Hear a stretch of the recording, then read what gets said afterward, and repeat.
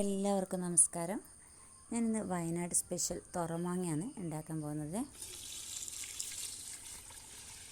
നമ്മുടെ ഇവിടെ ഇത്തവണ കുറച്ചധികം മാങ്ങ ഉണ്ടായിട്ടുണ്ടായിരുന്നു. അപ്പോൾ കുറച്ച് അച്ചാറുണ്ടാക്കി, പച്ചമാങ്ങ അച്ചാറുണ്ടാക്കി, ബാക്കി വയനാടൻ തുറമാങ്ങ ഉണ്ടാക്കി നോക്കാമെന്ന് വിചാരിച്ചു. അതിനാദ്യം തന്നെ മാങ്ങ കഴുകിയെടുത്തിട്ട് ആവിയിൽ വെച്ച് ഇതുപോലെ പുഴുങ്ങിയെടുത്തു.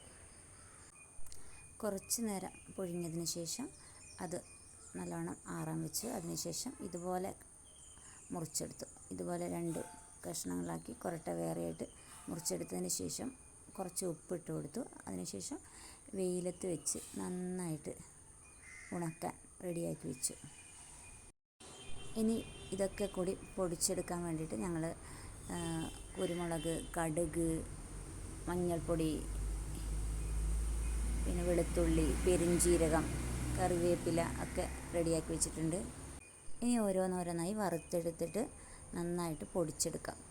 ആദ്യം ഉലുവ എടുത്തു, പിന്നെ കടുക്, പെരുംജീരകം ഒക്കെ ഓരോന്നോരോന്ന് സെപ്പറേറ്റായിട്ട് വറുത്തെടുക്കുകയാണ് ചെയ്യുന്നത്.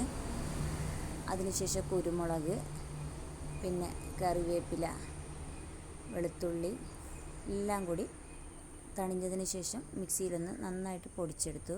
നമ്മുടെ മാങ്ങ ഒരു 2-3 ദിവസത്തെ ഉണക്കം കൊണ്ട് ഈ രൂപത്തിലായിട്ടുണ്ട്. ഇനി ഇതിലോട്ട് നമുക്ക് പൊടിച്ചെടുത്ത ഇത് മിക്സാക്കാം. മാങ്ങ വെറുതെയാണ് ആദ്യം തന്നെ നമ്മൾ ഉണക്കിയെടുക്കുന്നത്. അതിനുശേഷം അതിലേക്ക് ആവശ്യമായ പൊടികളൊക്കെ ചേർത്ത് അതിൻ്റെ ഒരു കൂട്ട് തയ്യാറാക്കി വെച്ചിട്ടുണ്ട്. അതിലോട്ട് ഈ ഉണക്കിയ മാങ്ങ ഇട്ടിട്ട് ഇങ്ങനെ ഇളക്കി യോജിപ്പിക്കുന്നു. തുറമാങ്ങയിൽ ഉപ്പ് കുറച്ച് കൂടുതലായിട്ടാണ് ഇടാറുള്ളത്.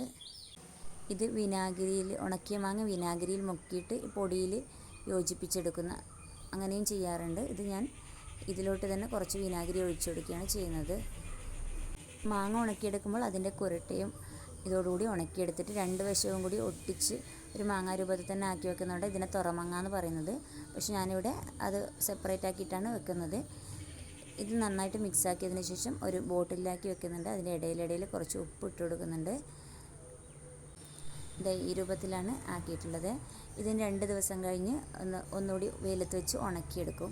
എല്ലാം കൂടി മിക്സാക്കി ഉപ്പ് ഇട്ടതിന് ശേഷം ബോട്ടിലാക്കിയത് ഒന്നുകൂടി എടുത്ത് ഞാൻ വെയിലത്ത് വെച്ചിട്ട് നന്നായിട്ട് അതൊക്കെ യോജിപ്പിച്ച് കൊടുക്കുകയാണ് ഇപ്പോൾ ചെയ്യുന്നത്.